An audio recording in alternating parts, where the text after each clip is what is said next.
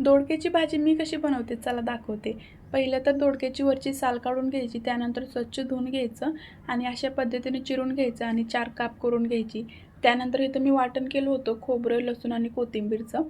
त्यानंतर शेंगदाण्याचं कूट टाकायचं. तिखट तुमच्या टेस्ट अकॉर्डिंग टाकू शकता. मीठ टाकायचं चवीपुरतं. त्यानंतर थोडंसं पाणी टाकून मस्त मिक्स करून घ्यायचं. त्यानंतर अशा पद्धतीने दोडक्यामध्ये सगळं मसाला भरून घ्यायचं. कढईमध्ये तेल टाकायचं, त्याच्यामध्ये जिरीची फोडणी द्यायची आणि मी ना तेलामध्ये थोडीशी चटणी टाकते, जेणे की ना तरी खूप छान येते.